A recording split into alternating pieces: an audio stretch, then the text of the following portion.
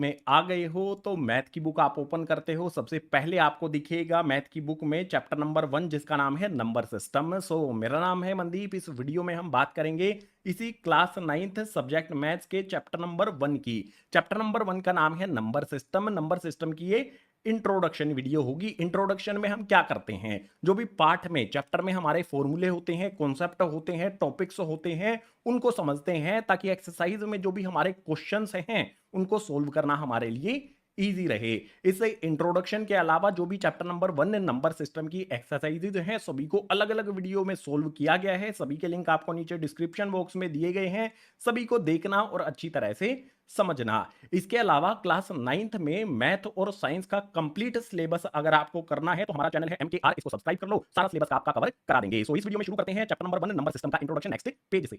जैसा कि चैप्टर के नाम से आपको पता लग रहा होगा, नंबर सिस्टम इसका नाम है, तो हमें टाइप ऑफ नंबर्स को सबसे पहले समझना पड़ेगा, उसके बाद आगे वाले कॉन्सेप्ट हम समझ पाएंगे। तो सबसे पहले नंबर किस किस टाइप के होते हैं भाई? नेचुरल नंबर होते हैं, होल नंबर होते हैं, integers, rational, irrational, real number से ये टाइप ऑफ नंबर्स होते हैं। अब आपको डिटेल में बता देता हूं। सबसे पहले हम बात करते हैं नेचुरल नंबर की। क्या होते हैं नेचुरल नंबर? ऐसे नंबर जो 1 से शुरू होते हैं, ठीक है, आगे इसमें 2 आ जाता है, 3 आ जाता है, 4 आ जाता है और आगे ये कंटिन्यू चलते रहते हैं अनंत तक, इन्फिनिटी तक। आगे जितनी भी काउंटिंग आपको आती है सारे के सारे वो नेचुरल नंबर से ही होते हैं। इसके बाद नेक्स्ट हमारा यहां पर आ जाता है होल नंबर। आपको एक बिल्कुल सिंपल सी बात बता दूं, जो हमारे नेचुरल नंबर यहां पर हमने लिखे हैं इसमें शुरुआत हमने 1 से की है, 1 से की है। अगर हम शुरुआत 0 से करते हैं तो हमारे होल नंबर्स बन जाएंगे। यहां पर हमारा सबसे पहला नंबर होता है 0, उसके बाद आता है 1 2 3 4 एंड सो ऑन, ये भी इंफिनिटी तक चलते जाएंगे। तो नेचुरल नंबर और होल नंबर में डिफरेंस क्या होता है कि 0 का। होल नंबर में 0 होता है लेकिन नेचुरल नंबर में 0 नहीं होता है। बिल्कुल सिंपल, अभी तक हमने समझा। अब बात करेंगे नेक्स्ट यहां पर हम इंटीजर्स की। इंटीजर्स गाइस दो तरह के होते हैं। एक होते हैं यहां पर, देखो लिख देता हूं मैं, एक होते हैं यहां पर पॉजिटिव यानी कि प्लस वाले इंटीजर्स, दूसरे होते हैं हमारे नेगेटिव यानी कि माइनस वाले इंटीजर्स। तो सबसे पहले पॉजिटिव की बात करते हैं। पॉजिटिव इंटीजर्स जितने भी हमारे हैं वो 1 से शुरू होते हैं, तो ये आ जाएगा यहां पर 1 2 3 4 एंड सो ऑन, ये कंटिन्यू आगे रहेंगे टिल इंफिनिटी, ठीक है। इनफाइनाइट होते हैं हमारे पॉजिटिव इंटीजर्स। बिल्कुल इसी तरह से नेगेटिव का मतलब क्या होता है भाई? नेगेटिव इंटीजर्स होते हैं माइनस वाले। ये भी शुरू कहां से होंगे?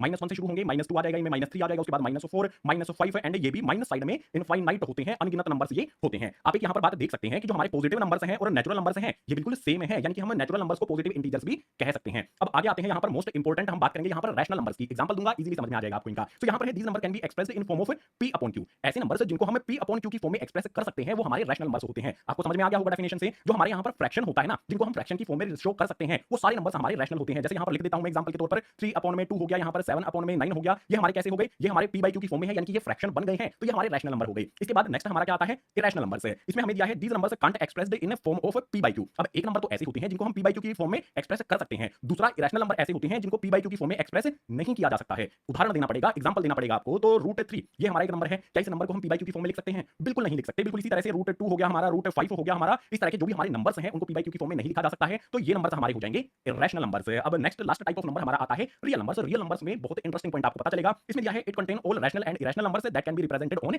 Number line. आपने देखा होगा, अब से पहले क्लास 9 से पहले भी आपने ये चीज देखी होगी कि हमारी इस तरह से एक नंबर लाइन होती है जिसपे हमारे इस तरह से नंबर होते हैं। तो ऐसा कोई भी नंबर जिसको नंबर लाइन पे रिप्रेजेंट किया जा सके वो सारे के सारे हमारे रियल नंबर्स होते हैं। रियल नंबर्स में हमारे रैशनल भी होते हैं, इरेशनल भी होते हैं, यानी कि कह सकते हैं हम कि रैशनल नंबर्स और इरेशनल नंबर्स इन दोनों को अगर हम मिला देंगे तो हमारे रियल नंबर्स बन जाते हैं। बहुत सिंपल है। और जितने भी रियल नंबर्स होते हैं उनको इस नंबर लाइन पर शो किया जा सकता है, दिखाया जा सकता है। इस वाले पेज पर हमने क्या समझ लिया है? नंबर किस किस टाइप के होते हैं। अब थोड़ा सा डिटेल में चलते हैं कि रैशनल नंबर से हमारे जो भी एक्सरसाइज है उसमें किस टाइप के क्वेश्चन आएंगे, इसको समझने के लिए चलेंगे गाइस नेक्स्ट पेज पर।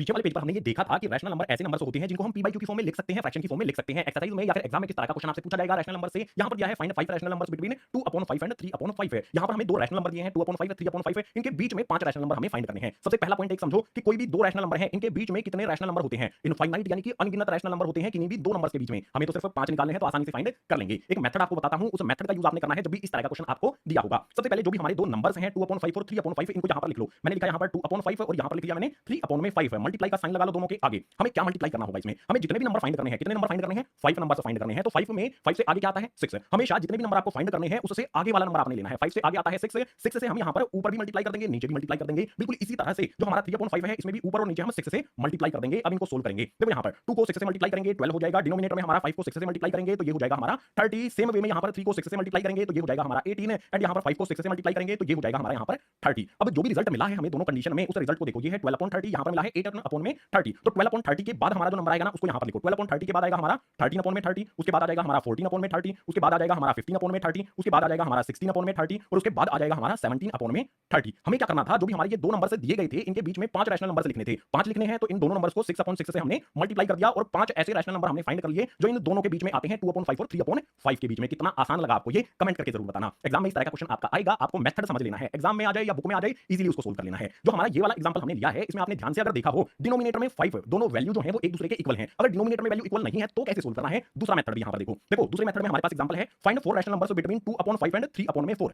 क्या करना है इसमें आपको, जब सबसे पहले तो हमें डिनोमिनेटर को इक्वल करना होगा। यहां पर 5 है, यहां पर 4 है, भैया इक्वल कैसे करें मैं बता देता हूं। बहुत आसान, हमारा क्या रहेगा, सबसे पहले दोनों नंबर्स को लिख लो, 2/5 लिख लो, मल्टीप्लाई का साइन लगा लो, और हमारा 3/4 है उसको लिख लो, मल्टीप्लाई का साइन लगा लो। जो यहां पर हमारा डिनोमिनेटर 5 है, इस 5 को उठाओ और इसमें ऊपर और नीचे मल्टीप्लाई कर दो। 5/5 से इसको हम मल्टीप्लाई कर देंगे, और जो यहां पर डिनोमिनेटर में हमारा 4 है इसको उठा के इसमें ऊपर और नीचे मल्टीप्लाई कर दो, यानी कि यहां पर 4/4 से मल्टीप्लाई कर दो, मल्टीप्लिकेशन करो। 2 को 4 से मल्टीप्लाई करेंगे तो ये हो जाएगा हमारा 8 है, उसके बाद 5 को 4 से मल्टीप्लाई करेंगे तो ये हो जाएगा हमारा 20। बिल्कुल इसी तरह से यहां पर 3 को 5 से मल्टीप्लाई करेंगे तो ये हो जाएगा हमारा 15 है, 4 को 5 से मल्टीप्लाई करेंगे तो यहां पर हो जाएगा 20। सबसे पहले हमें क्या करना है, डिनोमिनेटर जो भी होगा उसको इक्वल करना है। यहां पर देखो 20 आ गया, यहां पर भी देखो 20 आ गया। अब आप 8/20 और 15/20 के बीच में 4 नंबर्स तो फाइंड कर ही सकते हो। 8/20 के बीच में क्या आता है, 9/20 आता है, उसके बाद 10/20 आता है, उसके बाद यहां पर हमारा 12 आएगा, यहां पर 11 आएगा, 11/20 आता है, उसके बाद हमारा 12/20 यहां पर आ जाएगा। हमें 4 रैशनल नंबर लिखने थे, चारों के चारों हमने लिख दिए हैं। दो तरह से क्वेश्चन आपसे एग्जाम में पूछा जा सकता है, बुक में भी इस तरह के क्वेश्चन दिए होंगे। इजीली दोनों मेथड आपको मैंने समझा दिए हैं, आप उन क्वेश्चंस को इजीली सोल्व कर पाओगे अगर आपने इन मेथड्स को समझ लिया। रैशनल नंबर वाला कांसेप्ट हमने समझा, अब कंस्ट्रक्शन से रिलेटेड भी क्वेश्चन आता है इसी चैप्टर में, उसको समझने के लिए चलते हैं गाइस नेक्स्ट अपने शहर या कहीं